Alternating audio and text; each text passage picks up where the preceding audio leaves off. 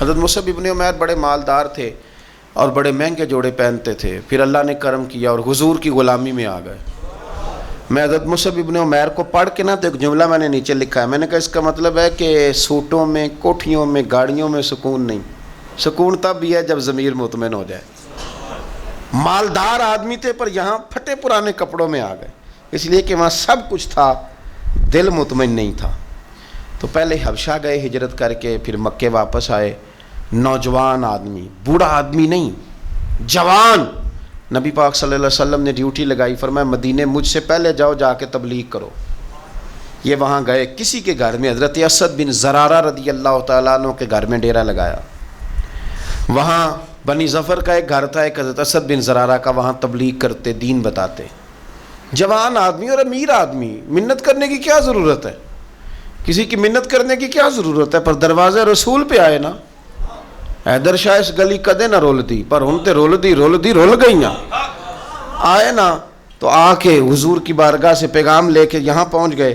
حضرت اسد بن زرارہ کے گھر میں ان کا قیام تھا رضی اللہ تعالیٰ، وہ مسلمان ہو چکے تھے، اور ان کی خالہ کے بیٹے تھے حضرت سعد بن معاذ، جو قبیلہ بنو اشہل کے سربراہ تھے، اپنے قبیلے کے سردار تھے، اور خالہ کے بیٹے تھے۔ وہاں آ گئے، حضرت مصعب ابن عمیر نے تبلیغ شروع کر دی۔ شروع میں غریب لوگ کلمہ پڑھنے والے تھے، بات ذرا پھیلنے لگی تو حضرت سعد بن معاذ نے خود نہیں کہا، خالہ کے بیٹے تھے، نہ کہا وہ ناراض نہ ہو جائے۔ حضرت سید ابن حدیر کو بلایا اور بلا کے کہنے لگے یار تو جا، میرا وہ خالہ کا بیٹا ہے، میں کوئی بات کروں گا تو وہ ناراض ہو جائے گا، جا سمجھا، وہ ہمارے سادہ لوگوں کو کہہ رہے ہیں کہ تمہارے باپ دادا بھی گمراہ تھے، بت پوجتے تھے، واپس آؤ، تو وہ تو ایک نئی دراڑیں ڈالیں، جا کے۔ اب وہ بھی سردار بندے تھے، تو دوسرا یہ کہ اگر کوئی کسی کو اشتعال دلا کے بھیجے، وہ کسی کو کہہ کے بھیجے کہ جا کے کمال کر دے، تو ہی ہے جو اٹھا سکے، تو آپ کو پتہ ہے چودھری صاحب کو تو 3 دفعہ چودھری صحیح کر کے کہہ دیں تو کام ویسے ہی اللہ ماشاءاللہ اوپر چلا جاتا ہے۔ چودھری صاحب کہتے ہیں میں چودھری بن کے دکھانا ہے، وہ ہو ہی نہیں سکتا۔ سیٹھ صاحب کو 2-4 دفعہ یہ آپ نے کہنا ہے آپ سیٹھ صاحب ہیں، تو معاملہ جو ہے وہ اوپر چلا جاتا ہے۔ یہ جوان بچے ہیں، ان کو آپ کہہ دیں کہ اتنا تو جوان ہے اور فلانا تجھے بات کر گیا ہے، تو پہلے بیچارہ چاہے بھول بھی گیا ہو، وہ چلا جاتا ہے گھر سے بندوق لینے۔ انہوں نے کہا تو ہی اٹھا سکتا ہے، پورا ان کو تیار کر کے بھیجا، تو وہ ڈنڈا لے کے آئے اور سخت بات کی آ کے حضرت مصعب بن عمیر کے ساتھ، حالانکہ یہ بھی بڑی امیر ماں کے بیٹے ہیں، اور بڑے عجیب جملے کہے کہ کوئی کام نہیں ملا تو اب یہ شروع کر لیا تم لوگوں نے، بڑی باتیں کی، پورا غصہ لے گیا نا۔ یہ بھی ایک لہجہ تھا، جواب میں حضرت مصعب ابن عمیر کا بھی لہجہ تھا، اور باتیں کرتے رہے تو یہ ہنستے رہے، تو یار اس رستے کا مسافر ہی نہیں، یہ تو ان کو پوچھنا جو مسافر ہیں، کہہ جو کہنا ہے، تو تر شروع ہو کے گالی 1000 دے، یہ وہ نشہ ہی نہیں جو کوئی ترشی اتار دے، تو کر جو تو نے بات کرنی ہے وہ کرتے رہے۔ جب غصہ ٹھنڈا ہو گیا، سارا کچھ کہہ چکے، تو حضرت مصعب ابن عمیر کہنے لگے جی آپ نے ڈانٹا ہے، ہم تو تیار بیٹھے ہیں جانے کے لیے، گئے بس 2-3 باتیں ہماری بھی سن لیں گے۔ انہوں نے کہا سنائیے، 2-3 آیتیں پڑھی قرآن پاک کی، تھوڑا سا حضور کی سیرت نور کو چھیڑا، تو وہ ڈنڈا انہوں نے پھینک دیا، فرمانے لگے اس دین میں داخل ہونا ہو تو طریقہ کیا ہے؟ تو حضرت مصعب ابن عمیر کہنے لگے آپ غسل کریں، کپڑے بدلیں، آئے میں کلمہ پڑھاتا ہوں۔ انہوں نے غسل کیا، کپڑے بدلے، کلمہ پڑھا، اب واپس گئے تو ان کو پتا تھا میں نے جانا ہے، تو سعد بن معاذ نے رزلٹ پوچھنا ہے، کہتے ہیں اس نے مجھے بھیجا تھا تو میں نے بھی اسے بھیجنا ہے۔ کہتے ہیں میں نے جا کے کہا اس قبیلے کا قبیلہ بنی عارصہ کے ساتھ مقابلہ چلتا تھا، کہتے ہیں میں نے بھی اسی طرح کی سٹوری سنائی جا کے۔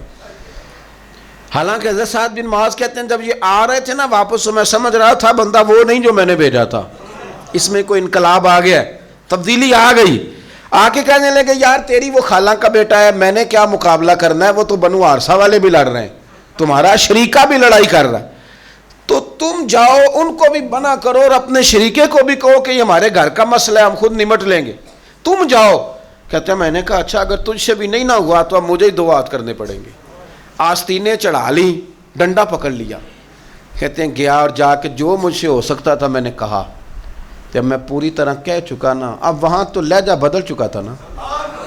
حضرت سیدنا مصعب ابن عمیر تو طے کر لیا تھا نا، سیکھا تھا نا حضور سے، تو معاملہ بڑا انفرادی تھا، رنگ ہی بڑا انوکھا تھا، کہے جس نے جو کہنا ہے۔ اب یہاں تو معاملہ دوسری طرح کا ہوگا. پوری کہتے ہیں میں نے بات کر لی تو وہ میں نے کہا جاتے ہو کہ نہیں؟ کہنے لگے جی جانا ہے. جانا کیوں نہیں؟ تاری مار اڑانا باہو اسی تو ایک گئی اڈن آ رہے تیار بیٹھے. ہمیں مدینے والے نے کہا تھا حبشہ جاؤ تو گئے تھے, واپس مکے آؤ تو آئے تھے, اب یہاں بھیجا ہے تو تاڑی مار اڑانا باہو اسی تے اگے ہی اڈن ہارے. تو آپ نے فرمایا جانا تو ہے اور آپ کہہ رہے ہیں جاؤ تو ہم جاتے ہیں, لڑائی نہیں کرتے, پر 2-3 باتیں ہماری بھی سن لو. حضرت سعد بن معاذ کہنے لگے سناؤ. تو حضرت مصعب ابن عمیر کا لہجہ, لہجے کا حسن, لہجے کی خوبصورتی. لوگ کہتے ہیں جی آپ کے پاس ایسا کیا ہے؟ تو بھی جواب یہ ہے کچھ تو ایسا ہے نا جو تمہارے پاس نہیں, کچھ تو ایسا ہے نا, تو جاؤ ٹٹولو سوچو پتہ کرو, کچھ تو ایسا ہے نا جو تمہارے پاس نہیں ہے. وہ تلاش کرنا چاہیے کہ جو کہیں اور نہیں ہے, اور اگر نہیں تمہارے پاس تو وہ حاصل کرو, پیدا کرو. حضرت سیدنا مصعب ابن عمیر نے 2-3 آیتیں سنائیں, حضور کی باتیں سنائیں. تو سن کے صحابہ کی باتیں جب لوگ مسلمان ہوتے تھے, پھر سرور عالم کی یارو گفتار کا عالم کیا ہوگا. انہوں نے 2-3 باتیں سنائی تو حضرت سعد بن معاذ بھی مسلمان ہو گئے. اب واپس گئے. ایک قبیلے کے سردار تھے اور یہ وہ لیڈر تھے جن پر قبیلہ جان دیتا تھا. سارے لیڈر اس طرح کے نہیں ہوتے کہ قوم کا ایک خائن ہے, بددیانت ہے. لیڈر تھے پر قبیلہ جان دیتا تھا. جا کے کھڑے ہوئے قبیلے والوں کے پاس, کہنے لگے میرے بارے میں تمہارا کیا خیال ہے؟ انہوں نے کہا سردار کوئی پوچھنے والی بات ہے, یہ تو ہماری کو نیکی ہے کہ آپ جیسا سردار ملا ہے. فرمانے لگے مجھ سے پیار کرتے ہو؟ حضرت جی بڑا.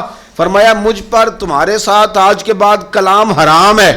کہا کیوں؟ کہنے لگے اتنی دیر کلام نہیں کروں گا جتنی دیر تو مدینے والے رسول کا کلمہ پڑھ کے مسلمان نہیں ہے. تو حضرت سعد بن معاذ نے سارا قبیلہ مسلمان کر لیا. حضرت سید ابن حدیر بھی مسلمان ہو گئے, اور اتنا بڑا ماحول بن گیا مدینے میں کہ جہاں 12-13 لوگ کلمہ پڑھتے تھے, 70 لوگ اگلے سال حضور کی بارگاہ میں گئے, حضور اب ہماری جمعیت بن گئی, یا آپ تشریف لائیں. اگر سارے اس میں کردار دیکھو گے تو حضور کے کرم سے جو لہجہ دیا تھا نا اللہ نے حضرت مصعب ابن عمیر کو, یہ اس لہجے نے اس کچھ ان کے خلق نے کر لی اور کچھ ان کے پیار نے کر لی. مسخر اس طرح دنیا شہ ابرار نے کر لی.